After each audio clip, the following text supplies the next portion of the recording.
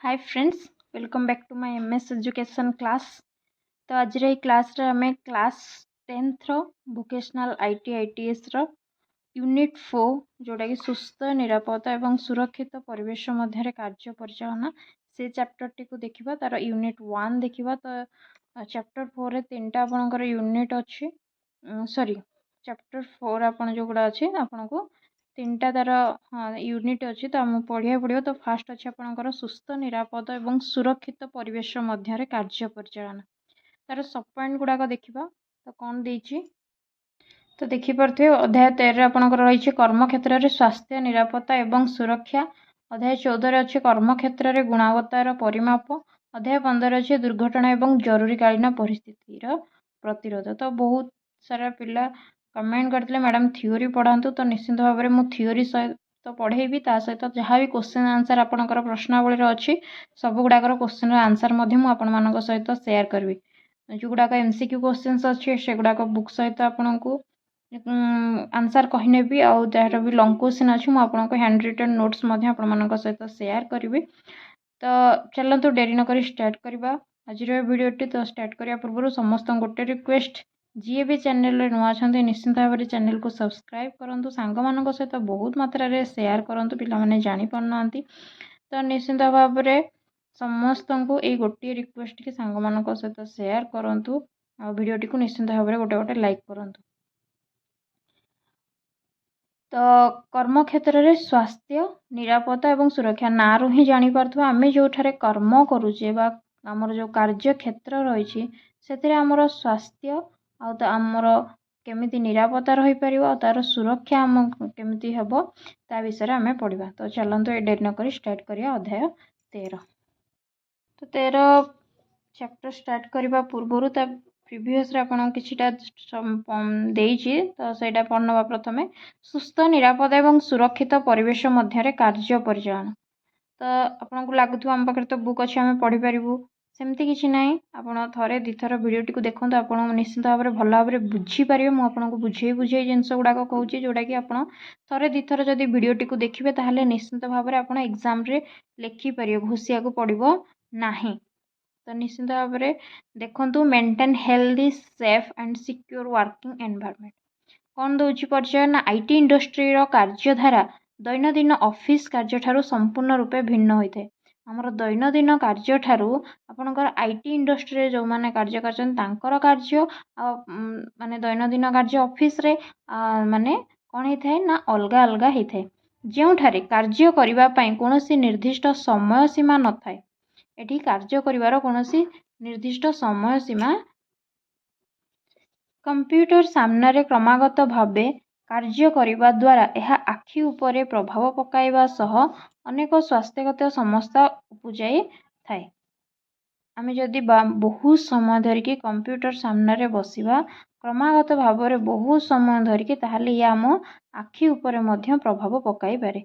एणु कर्मक्षेत्र में निरापद कार्याभ्यास ग्रहण करने जहाद्वारा दक्षतार वृद्धि होगा सह उत्पादन क्षमतार वृद्धि घटब। तेणु कर्मक्षेत्र में आम निरापद भाव में कम करवा उचित, जमीक आम आखि उपर कौन प्रेसर पड़ो ना। तेणु आमको बारंबार कहुए आम मोबाइल बहुत समय देखा ना। तो मोबाइल देखिले आमर आखि माने दृष्टिशक्ति हराई पारे। तेणु उक्त यूनिट रे आईटी इंडस्ट्री कार्य परिवेश संबंध में आलोचना आम जो आगू को चैप्टर पढ़ा तो आईटी इंडस्ट्री केपरी आपण सेफली कार्य करें से विषय आम पढ़ा। यह कर्मक्षेत्र में सुरक्षित कार्याभ्यास उपर गुरुत्व देता है, यथा भूल अभ्यास द्वारा सृष्टि होता स्वास्थ्य संबंधी समस्या एवं यार निराकरण, कर्मक्षेत्र में सुगम कार्य संपादन करने निमंते आवश्यक होता संबलर ज्ञान आम पाखरे माने जहाँ भी कार्य करने जहाँ भी ज्ञान आवश्यक से ज्ञान आम पाखरे रहिबा दरकार। ज्ञानर अभाव थिले मध्य आमे से समस्यार सम्मुखीन हो पार। आउ कौन ना आम जदि भूल अभ्यास द्वारा भूल अभ्यास करुवा धर आमको अच्छी कि आम आमर मेरुदंड सीधा करी बसिया उचित। आम जदि मेरुदंड को बंका करी बसिबा ताहले मध्य आमर स्पाइनल कॉर्डर प्रॉब्लम बाहरी पारिबो। आम हाथ को आम 90 डिग्री करके रखा उचित। आम जदि ହାତକୁ ଆମ ହିସାବରେ ରଖିବା, ତାହେଲେ ସବୁର ରୁଲ୍ ରେଗୁଲେସନ୍ ଆମେ ଯଦି ନ ମାନିବା ତାହେଲେ ଆମେ ହିଁ ସମସ୍ୟାର ସମ୍ମୁଖୀନ ହେବା। ତେଣୁ କ'ଣ ସବୁ ଜିନିଷ ରହିଛି ତା ବିଷୟରେ ଆମର ଜ୍ଞାନ ରହିଥିବା ଦରକାର, ତାହେଲେ ଆମର ସ୍ୱାସ୍ଥ୍ୟର କୌଣସି ପ୍ରକାର ଅସୁବିଧା ହେବ ନାହିଁ। କମ୍ପ୍ୟୁଟର ବିଭିନ୍ନ ଉତ୍ପାଦନ ବୈଦ୍ୟୁତିକ ବିପଦଜନିତ ସମସ୍ୟା ଗୁଡ଼ିକର ମୁକାବିଲା କରିବାର ଉପାୟ ବର୍ଣ୍ଣନା କରେ। ମୁଁ ପୁରା ଚ୍ୟାପ୍ଟରଟିକୁ ପାର୍ଟ ୱାଇଜ୍ ଆଣିବି, କାରଣ ଚ୍ୟାପ୍ଟର ବହୁତ ଲେନ୍ଦି ଅଛି, ତେଣୁ ଅଳ୍ପ ଅଳ୍ପ ମାନେ ପାର୍ଟ ୱାଇଜ୍ ଆସିବ। ତେଣୁ ନିଶ୍ଚିନ୍ତ ଭାବରେ ଆପଣ ସିରିଜକୁ କଭର୍ କରିବେ। ମୁଁ ପ୍ଲେଲିଷ୍ଟ ମଧ୍ୟ ବନେଇଦେବି। ତେଣୁ ସମସ୍ତଙ୍କୁ ଗୋଟେ ରିକ୍ୱେଷ୍ଟ କି ଆପଣ ଡେଲି ଇଏରେ ଫଲୋ ଅପ୍ କରନ୍ତୁ। ଏତଦ୍ ବ୍ୟତୀତ ଏହା କର୍ମକ୍ଷେତ୍ରରେ ଦେଖାଯାଉଥିବା ବିପଦ, ଏହାର ନିୟନ୍ତ୍ରଣ ଏବଂ ସୁରକ୍ଷା ନିର୍ଦ୍ଦେଶାବଳୀ ପ୍ରଦାନ କରିବା ସହ ସ୍ୱାସ୍ଥ୍ୟଗତ ଜରୁରୀକାଳୀନ ପରିସ୍ଥିତିର ବ୍ୟାଖ୍ୟା ସହ ଏହାର ସମାଧାନ ଉପରେ ଗୁରୁତ୍ୱ ଦେଇଥାଏ। ତ ଇଏ ଥିଲା ଆପଣଙ୍କର ଜଷ୍ଟ ପରିଚୟ, କିନ୍ତୁ ଆମେ ଚ୍ୟାପ୍ଟର ଭିତରକୁ ଏପର୍ଯ୍ୟନ୍ତ ଯାଇନାହିଁ। ତେଣୁ ଆମେ ଏବେ ବର୍ତ୍ତମାନ ଚ୍ୟାପ୍ଟର ଭିତରକୁ ଯିବା ଆଉ ଚ୍ୟାପ୍ଟର ବିଷୟରେ ଜାଣିବା। ତ ଇଏ ହେଲା ଆପଣଙ୍କର ଚ୍ୟାପ୍ଟର ଅଧ୍ୟାୟ 13। ଯେମିତିକି ଆପଣଙ୍କୁ ଦେଖେଇଥିଲି ଆପଣଙ୍କର 3ଟା ଅଧ୍ୟାୟ ଅଛି, 13, 14, 15। ତ ଅଧ୍ୟାୟ 13 ଆମେ ପଢ଼ିବା କର୍ମକ୍ଷେତ୍ରରେ ସ୍ୱାସ୍ଥ୍ୟ, ନିରାପତ୍ତା ଏବଂ ସୁରକ୍ଷା। ତ କର୍ମକ୍ଷେତ୍ରରେ health, safety and security at work place. ଆମର ହେଲ୍ଥ, ଆମର ସ୍ୱାସ୍ଥ୍ୟ, ଆମର ସେଫ୍ଟି, ଆମର ନିରାପତ୍ତା ଏବଂ ଆମର ସିକ୍ୟୁରିଟି, ଆମର ସୁରକ୍ଷା କେମିତି ହେଇପାରିବ ଆମର କର୍ମକ୍ଷେତ୍ରରେ, ସେହି ବିଷୟରେ ଆମେ ପଢ଼ିବା। ତ ପରିଚୟ କ'ଣ ଦେଉଛି ଦେଖ। ଇଣ୍ଟ୍ରୋଡକ୍ସନ୍ ପ୍ରଥମେ ଦେଲା। ଦିନେ ସନ୍ଧ୍ୟାରେ ଆମେ ମୁମ୍ବାଇ ସହରର ବ୍ୟସ୍ତବହୁଳ ରାସ୍ତାରେ ଯାଉଥିଲୁ। ଆମେ ବଡ଼ ଓ ଉଚ୍ଚ ଅଟ୍ଟାଳିକା ଗୁଡ଼ିକ ଦେଖିଥିଲୁ। ମୋର ବନ୍ଧୁ ମୋତେ କହୁଥିଲେ ଯେ ଏହି ସମସ୍ତ ଅଟ୍ଟାଳିକା ଭିନ୍ନ ଭିନ୍ନ IT କମ୍ପାନୀର ଅଟେ। ଅଟ୍ଟାଳିକା ଗୁଡ଼ାକ ଭିନ୍ନ ଭିନ୍ନ କେଉଁ କମ୍ପାନୀର ନା IT କମ୍ପାନୀର ଅଟେ ବୋଲି ସିଏ ମୋତେ ଦେଖାଉଥିଲେ। ହଠାତ୍ ଆମେ ଦେଖିଲୁ ଯେ ଗୋଟିଏ ବିଲ୍ଡିଂରୁ ବହୁତ ଧୂଆଁ ବାହାରୁଛି।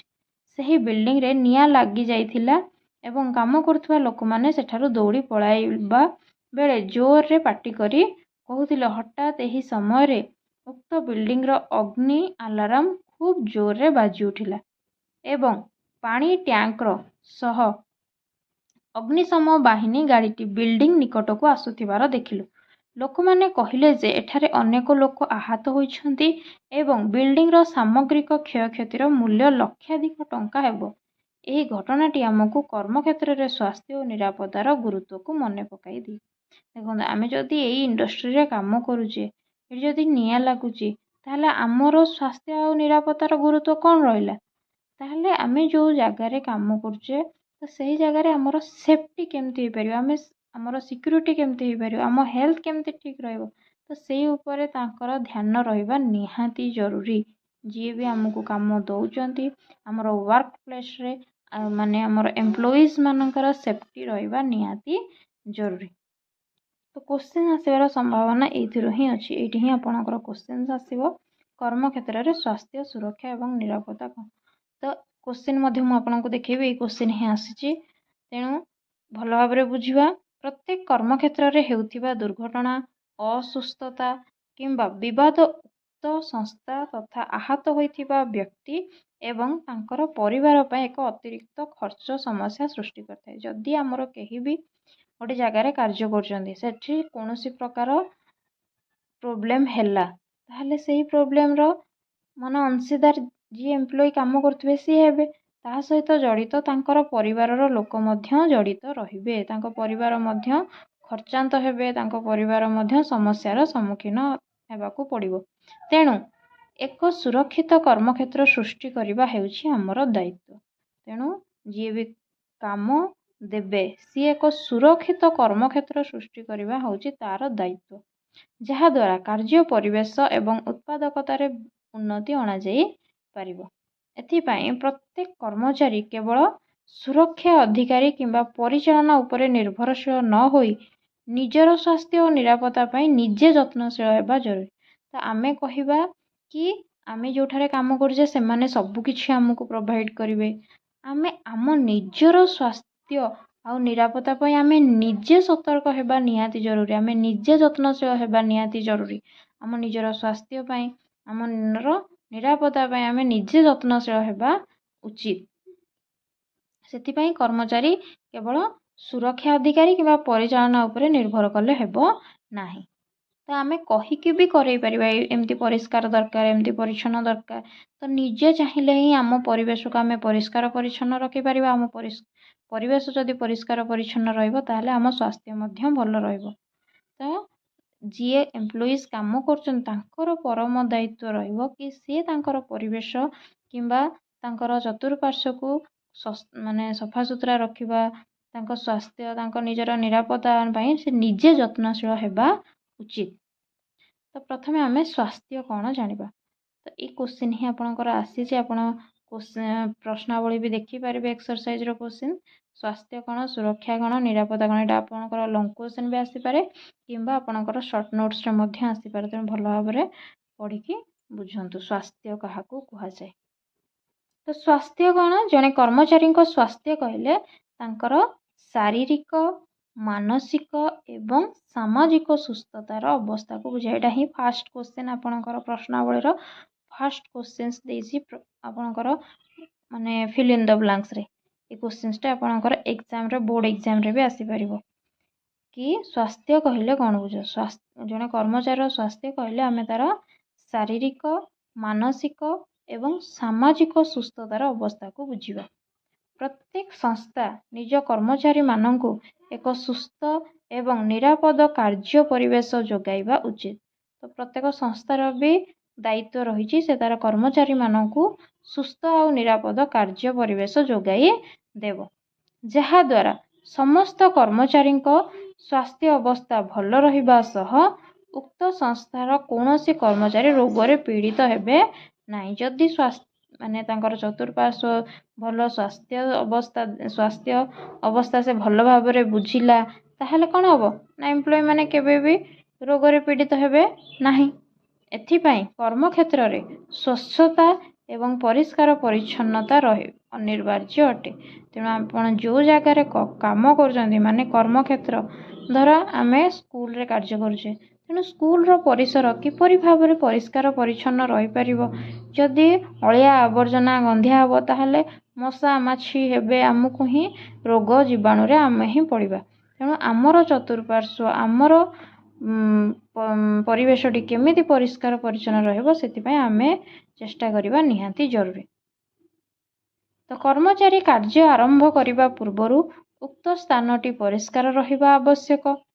ଆପଣ ଧର କ୍ଲାସରୁମ୍ରେ ବସୁଛନ୍ତି, ଆପଣଙ୍କର କ୍ଲାସରୁମ୍ଟା ସଫା ରହିଥିବା ଦରକାର, ଯାହାଫଳରେ ଲୋକମାନେ ସେହି ପରିବେଶରେ ରହି କାମ କରିବାରେ ଖୁସି ଅନୁଭବ କରିବେ। ଯଦି ଆମ ଘରଟି ପରିଷ୍କାର ଥିବ, ଆମ କାର୍ଯ୍ୟ କରୁଥିବା ଜାଗାଟି ପରିଷ୍କାର ଥିବ, ତାହେଲେ ଆମ ମନରେ ମଧ୍ୟ ଖୁସି ଅନୁଭୂତ ହେଇଥାଏ, ଯାହାଫଳରେ ଆମକୁ କାମ କରିବା ପାଇଁ ମଧ୍ୟ ଆଗ୍ରହ ଶକ୍ତି ହେଇଥାଏ। ତେଣୁ ଦେଖିବେ ଯେଉଁଦିନ ଆପଣ ଭଲ ଡ୍ରେସ୍ଟିଏ ପିନ୍ଧିବେ କିମ୍ବା ଆଇରନ୍ କରିକି ଡ୍ରେସ୍ଟି ସଫା କରି ଆଇରନ୍ କରି ପିନ୍ଧିବେ, ସେଦିନ ଆପଣଙ୍କ ମନ କେତେ ପ୍ରଫୁଲ୍ଲିତ ଥାଏ। ଯେଉଁଦିନ ଆପଣଙ୍କର ଡ୍ରେସ୍ଟି ପୁରା ଅସନା ଥିବ, ମାନେ ପୁରା ମଳି ହେଇଯାଇଥିବ, ତାହେଲେ କେମିତି ଅନୁଭବ ହୁଏ। ତ ସେଇଭଳିଆ ତ କର୍ମକ୍ଷେତ୍ରରେ ସ୍ୱଚ୍ଛ ଏବଂ ଥଣ୍ଡା ପବନ ଯୋଗାଇବା ପାଇଁ ଉପଯୁକ୍ତ ଏୟାର କଣ୍ଡିସନର ଏସିର ବ୍ୟବସ୍ଥା ରହିବା ଆବଶ୍ୟକ। ଯେହେତୁ ଇଲେକ୍ଟ୍ରୋନିକ୍ ଜିନିଷ, ତାପରେ ଏମ୍ପ୍ଲୟିଜ୍ ମାନେ କାମ କରିବେ, ତ ନିଶ୍ଚିନ୍ତ ଭାବରେ ତାଙ୍କୁ ଉପଯୁକ୍ତ ପବନ ମାନେ ବିଶୁଦ୍ଧ ପବନ ଯେମିତି ମାନେ ସ୍ୱଚ୍ଛ ଆଉ ଥଣ୍ଡା ପବନ ଯୋଗାଇ ଦେବା ନିହାତି ଦରକାର ଯଦି ମାନେ ଏସି ଲଗାଇବାର ଅଛି। କର୍ମଚାରୀମାନଙ୍କ ପାଇଁ ବିଶୁଦ୍ଧ ପାନୀୟ ଜଳ ସହ ଉତ୍ତମ ଗୁଣାତ୍ମକ ଖାଦ୍ୟ ଯୋଗାଇବା ନିମନ୍ତେ ଏକ କ୍ୟାଣ୍ଟିନ୍ର ବ୍ୟବସ୍ଥା ରହିବା ଆବଶ୍ୟକ। ଆପଣ ଯେଉଁ ଜାଗାରେ କାର୍ଯ୍ୟ କରୁଛନ୍ତି ସେଠି ଗୋଟେ ଉତ୍ତମ ଖାଦ୍ୟ ଯୋଗାଇବା ପାଇଁ କ୍ୟାଣ୍ଟିନ୍ ରହିବା ଦରକାର। ଆଉ ତାଙ୍କୁ ବିଶୁଦ୍ଧ ପାଣି ମାନେ ଆପଣଙ୍କର ଆକ୍ୱାଗାର୍ଡ଼ ଥିବା ଦରକାର, ତ ଭଲ ପାଣି ମିଳୁଥିବା ଦରକାର, ଯାହାକି କ'ଣ କରିଥାଏ ନା କର୍ମଚାରୀମାନଙ୍କ ସ୍ୱାସ୍ଥ୍ୟ ବଜାୟ ରଖିବାରେ ସାହାଯ୍ୟ କରିଥାଏ। ଏତଦ୍ ବ୍ୟତୀତ କର୍ମଚାରୀମାନଙ୍କ ଦ୍ୱାରା ବ୍ୟବହୃତ ହେଉଥିବା ଶୌଚାଳୟଟି ଭଲ ତଥା ସଫାସୁତୁରା ହୋଇଥିବା ଆବଶ୍ୟକ। ଆପଣ ଯେଉଁ ଟଏଲେଟ୍ ୟୁଜ୍ କରୁଛନ୍ତି ସେଇଟା ମଧ୍ୟ ସଫାସୁତୁରା ରହିଥିବା ଦରକାର। ସେଇଟା ହେଉଛି ମେନ୍ ଜିନିଷ, ନହେଲେ ଆପଣଙ୍କର ୟୁରିନ୍ ଇନଫେକ୍ସନ୍ ହେଇପାରିବ, ବିଭିନ୍ନ ପ୍ରକାର ରୋଗର ଶିକାର ମଧ୍ୟ ଆପଣ ହେଇପାରିବେ। ତ ସେଥିପାଇଁ ନିଜର ଶୌଚାଳୟ ବା ନିଜର ଟଏଲେଟ୍କୁ ଘରେ ହେଉ ବାହାରେ ହେଉ କର୍ମକ୍ଷେତ୍ରରେ ହେଉ ଶୌଚାଳୟଟି ଭଲ ବା ସଫାସୁତୁରା ରହିବା ନିହାତି ଜରୁରୀ। ये थिला आपणकर स्वास्थ्य उपरर कथा। तो आई होप कि स्वास्थ्य विषय आप जानीपारे जहाँ भी लिखिपारे। तो कौन आम जानिले स्वास्थ्य विषय कि आपण जो जगार कार्य करुँच तार चतुर्पार्श्व सफा सुतुरा परिष्कार परिच्छन्न रही दरकार। आपण को ठंडा माने भल वायु जमीक एसी लगी दरकार, एयर कंडीशन यूज होता दरकार, विशुद्ध पानी मिलुवा दरकार एवं गुणवत्ता खाद्य आपणकर भल कैंटीन टी रही दरकार। आउ कौन ना आपण व्यवहार करुवा शौचालयटी सफा सुतुरा रही दरकार। ये थिला आपणकर स्वास्थ्य उपर जिनस। आई होप कि आप बुझीपारे 4टी पॉइंट भल भाव मन रखिए। स्वास्थ्य पर आपणकर आसीगला निरापत्ता जोटा कि सेफ्टी। संस्थार कार्य परिसर सुरक्षित होगा जरूरी। आपण जो संस्थार काम कर तार कार्य परिसर सुरक्षित होता जरूरी। आम आपण निजे से जगार आपण को सुरक्षित मन करवा उचित। यह विपत्ति एवं शंका मुक्त होगा आवश्यक। धर गोटे झील पिलाटी काम करुँच से जगार माने निजुक ही सेफ्टी मन कर से जदि निजे से जगार सेफ्टी मन कर से जगार से कार्य किपरि यदि ताऊपर कहीं भी दबाव डालु माने पकाउथिबे कि कौन प्रकार टर्चर करुवे तो से जगार से कार्य करें। तो से आपण कार्य करुवा संस्थाटी आपण निजे निजक सुरक्षित मन करवा उचित। तो यह विपत्ति एवं शंका मुक्त होगा आवश्यक। विपत्ति माने हाजार्ड। आपण विपत्ति को हाजार्ड कहते इंग्लिश रे। विपत्ति हेउछि एपरि किछि जहाँ लोक मानकर क्षति साधन करिपारे। विपत्ति कौन करथाए लोक मानकर क्षति साधन करिथाए। क्षति करिवार संभावना को शंका कहुए। गोटे वर्ष 1 मार्क क्वेश्चन आसथिला कि शंका क्या कहुए। मे बी प्रीवियस ईयर शंका क्या कहुए 1 मार्क क्वेश्चन आसथिला। मन रखिए क्षति करिवार संभावना को ही शंका कहुए। मैं क्वेश्चन टा देखी आप देखिए 1 मार्क क्वेश्चन भी आसथिला शंका क्या कहुए। एथिरु रक्षा पाइबापी कंपनी द्वारा यही सठिक सुरक्षा निर्देशावली प्रस्तुत होगा आवश्यक। किसी माने सुरक्षा निर्देशावली प्रस्तुत करने निहाती दरकार किए ना कंपनी एवं यह कठोर भाव में पालन करा उचित। खाली रूल तैयारी करदेले हेबनी। रूल को आमको मानवा को पड़ो। रूल को फॉलो अप करने पड़ो। आम रूल कले आम निजर टाइम टेबल बनैले आम राति 4टार उठा कि आम जब राति 4टार न उठा ताकि जब फॉलो अप न करवा ताल आम ही हैरान हम। तेणु आम रूल जदि तैयारी करुचे कौन सी निर्देश तैयारी करुचे ताहले ताको आम पालन करवा उचित। पालन कले ही से जिनस कार्य लगी पारिबो। एहा सह नियमित व्यवधान रे सुरक्षा प्रणाली गुड़िक कर्मचारी मानक द्वारा अभ्यास करा जिबा उचित। सहित कौन करा उचित ना नियमित व्यवधान रे से जो सुरक्षा प्रणाली गुड़िक कर्मचारी मानक द्वारा माने ताको अभ्यास करा जिबा उचित। तो ये थिला आपणकर निरापत्ता उपरे। आपण निरापत्ता विषय जानथिबे हाजार्ड विपत्ति आपणकर शंका विषय आपनको आइडिया आस्थिबो। तापर आमे देखिबा सुरक्षा। सुरक्षा मध्य बहुत ही इम्पोर्टेंट। तो आमे स्वास्थ्य जानिले विपत्ति जानिले स्वास्थ्य जानिले आउ निरापत्ता जानिले वर्तमान आमे सुरक्षा व सिक्योरिटी विषय जानिबा।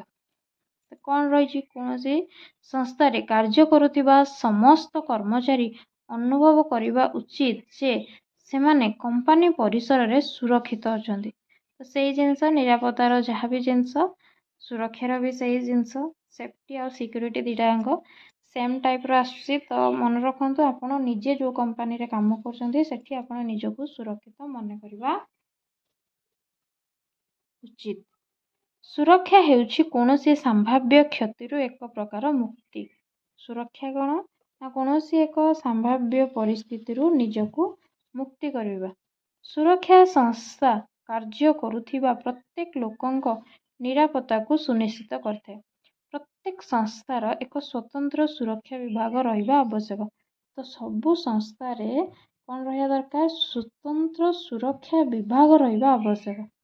यही विभाग विभिन्न सुरक्षा यथा व्यक्तिगत निरापत्ता आपण पर्सनाल केमती आपण सिक्योरिटी सेफ्टी मन करि परिबे, कंप्यूटर सिस्टम रो निरापत्ता, वैद्युतिक निरापत्ता, परिवहन निरापत्ता, ଏବଂ ଅନ୍ୟାନ୍ୟ ଉପକରଣର ନିରାପତ୍ତା ନିମନ୍ତେ ଉତ୍ତରଦାୟୀ ରହିବା ଉଚିତ।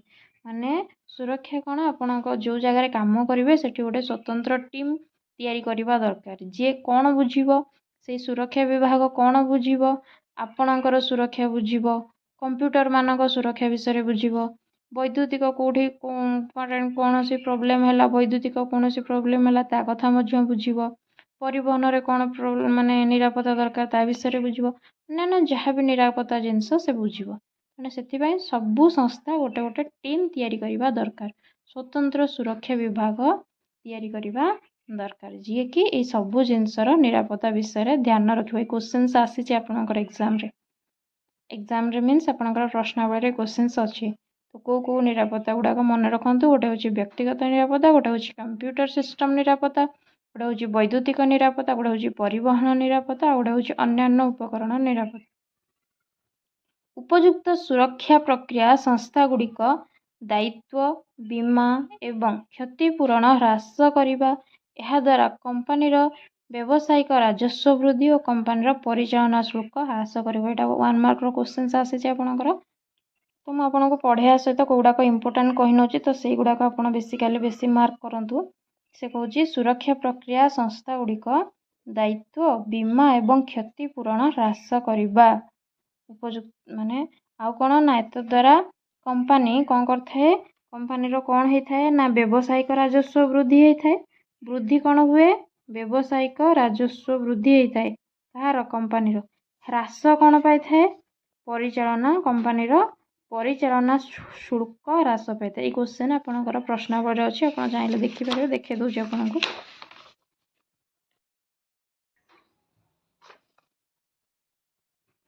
ଏଠି ଦେଖିପାରୁଥିବେ, ଉପଯୁକ୍ତ ସୁରକ୍ଷା ପ୍ରକ୍ରିୟା ଡ୍ୟାସ୍ ବୃଦ୍ଧି କରିବ। ଦାୟିତ୍ୱ, ବୀମା, ବ୍ୟବସାୟିକ ରାଜସ୍ୱ, କମ୍ପାନୀର ପରିଚାଳନା ଶୁଳ୍କ। ତ ବ୍ୟବସାୟିକ ରାଜସ୍ୱ ଆପଣଙ୍କର ବୃଦ୍ଧି କରିବ ଆଉ କମ୍ପାନୀର ପରିଚାଳନା ଶୁଳ୍କକୁ କ'ଣ କରିବ ନା ହ୍ରାସ କରିବ। ତ କ୍ୱେଶ୍ଚିନ୍ସ କେମିତି ଆସିଛି ଦେଖିପାରିଲେ। ଆଇ ହୋପ୍ କି ଆପଣ ବୁଝିପାରିଥିବେ ଆପଣଙ୍କର ସ୍ୱାସ୍ଥ୍ୟ କ'ଣ, ଆଉ ଆପଣଙ୍କର ନିରାପତ୍ତା କ'ଣ, ଆଉ ସୁରକ୍ଷା କ'ଣ, ଆଉ ଏଥିରୁ କ'ଣ କ'ଣ କ୍ୱେଶ୍ଚିନ୍ସ ଆସୁଛି ମଧ୍ୟ ଆପଣଙ୍କୁ ମୁଁ କହିନେଲି। ଆଇ ହୋପ୍ କି ଭିଡ଼ିଓଟି ଆପଣଙ୍କୁ ହେଲ୍ପଫୁଲ୍ ହେବ। ଭିଡ଼ିଓ ବେଶୀ ଲେନ୍ଦି ହେଇଯିବ, ତେଣୁ ଆପଣଙ୍କୁ ମୁଁ ପାର୍ଟ କରିକି ପୁରା ଚାପ୍ଟରଟି ଆପଣମାନଙ୍କ ସହିତ ସେୟାର କରିବି। ଏଇଟା ସିରିଜ୍ 1 କିମ୍ବା ପାର୍ଟ 1 ମେନସନ୍ କରିନେବି ଥମ୍ବନେଲ୍ରେ। ଆପଣ ପାର୍ଟ 1 ପାର୍ଟ 2 କରିକି ଦେଖିପାରିବେ ପୁରା ଚାପ୍ଟରକୁ। ତ ଡେଲି ବେସିସ୍ରେ କ୍ଲାସ୍ ଆସିବ, ତ ନିଶ୍ଚିତ